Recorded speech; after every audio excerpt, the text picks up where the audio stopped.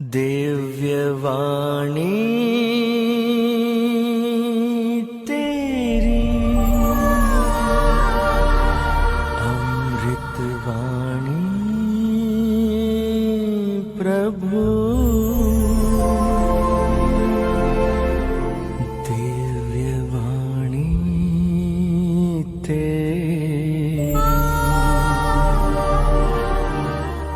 अमृतवाणी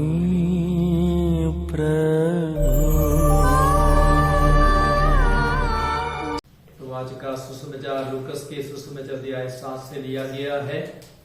वाक्य संज्ञा 11 से 17। और हम लोगों ने नाइन की विधवा के बेटे की चंगाई के बारे में, अर्थात उसे जीवन दिया गया, उसके बारे में हम लोगों ने सुना। और वह बेटा उसकी मां का एकलौता पुत्र था और उसकी मां विधवा थी। और यह चमत्कार अन्य चमत्कारों से कुछ भिन्न है, क्योंकि ईसा इस चमत्कार को करने के लिए कदम उठाते हैं। किसी ने भी यीशु से निवेदन नहीं किया नाइन की विधवा के बेटे को जीवन देने के लिए। तो प्रभु यीशु नाइन नगर जा रहे थे और उनके साथ उनके शिष्य थे, एक विशाल भीड़ भी थी। और जब वे नाइन के फाटक तक पहुंचे, नाइन नगर के फाटक तक पहुंचे, तो उसने देखा कई लोग एक मुर्दे को उठा करके जा रहे थे और वह मुर्दा विधवा का एकलौता पुत्र था और वह विधवा रो रही थी, अन्य लोग भी दुखी थे। और वचन कहता है ईसा को तरस हो आया, अर्थात यीशु तरस से, करुणा से, दया से भर गए। और यीशु ने जाकर के अर्थी का स्पर्श किया और तब लोग रुक गए। तब यीशु ने उस मुर्दे से कहा, नवयुवक मैं तुमसे कहता हूं उठो। और उसी क्षण वहां उठ करके बैठ गया और वह बातें करने लगा। प्रभु यीशु ने उस नौजवान को उसकी मां के पास वो सौंप दिया। तो इस चमत्कार में हम क्या देखते हैं?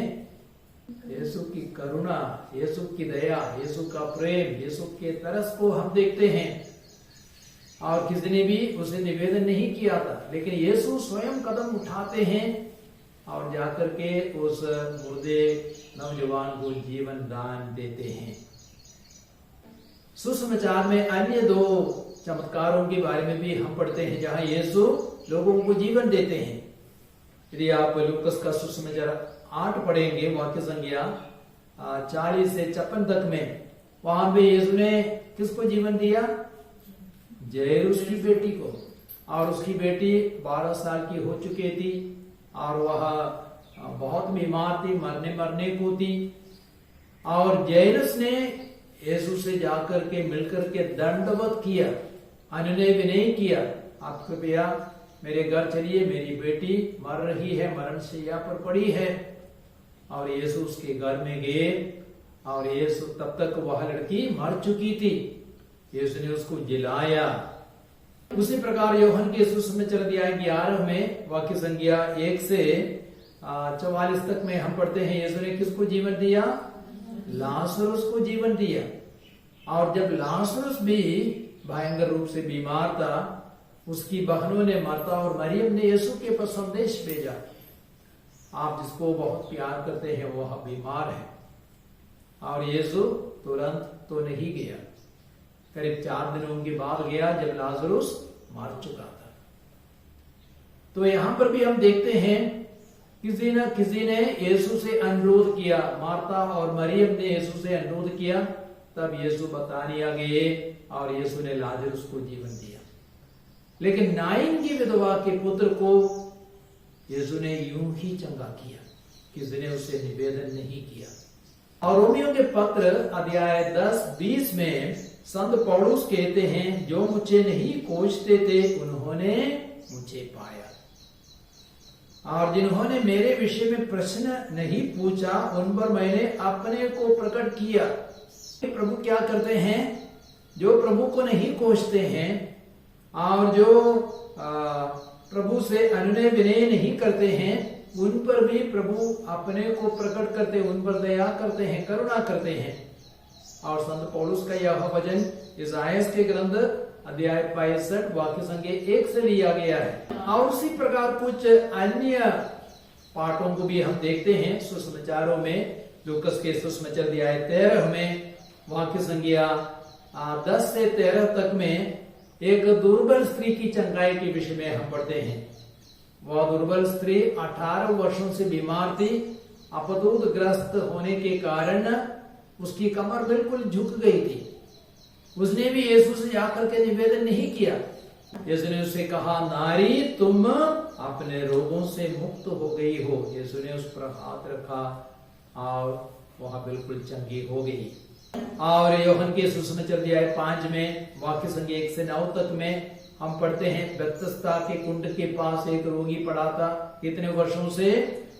38 वर्षों से। और यीशु ने उसे पूछा, क्या तुम अच्छा होना चाहते हो? तो उसने कहा, मेरा कोई भी नहीं है जो मुझे उस कुंड में डाले। स्वर्गदूत आते हैं, पानी को लहराते हैं, उसके तुरंत बाद उस पानी में डालने के लिए मेरा कोई भी नहीं है।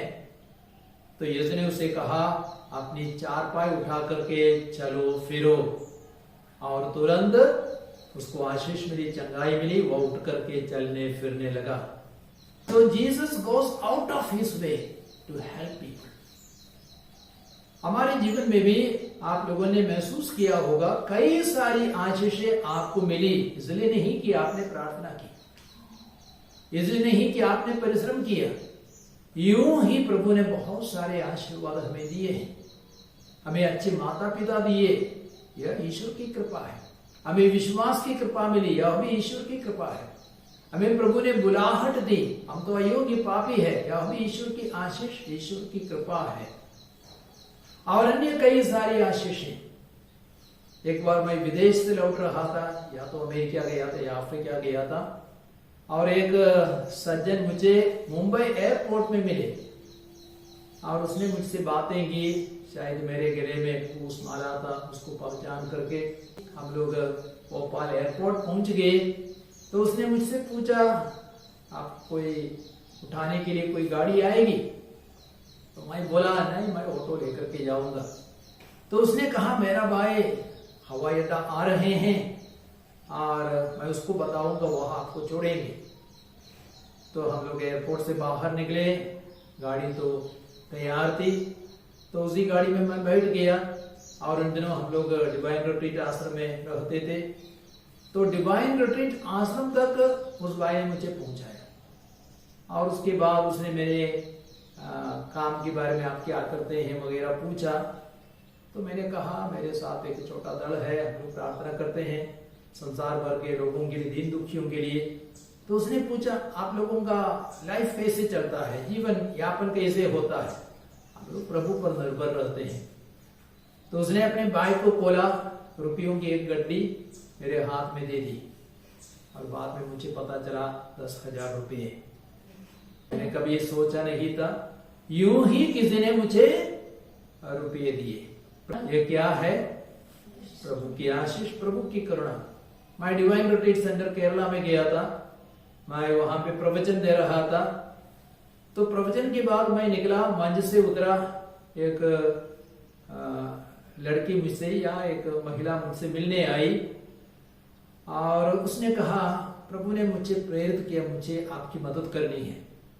तो उसने मुझे कुछ पैसे दिए, बाद में पता चला 30,000 रुपये।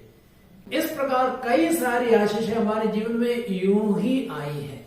हमने तो मांगा नहीं, हमने तो परिश्रम नहीं किया, लेकिन यह प्रभु की करुणा है, प्रभु की दया है। आज हमें उन सारे वरदानों को पहचानना है। हमें यूं ही प्रभु ने कितनी सारी आशीषें दी।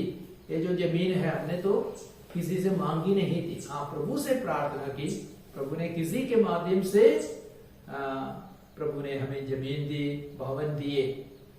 तो कई सारी आशीषें यूं ही प्रभु ने हमें दी है, हमारे परिश्रम के बिना, हमारी प्रार्थना के भी बिना।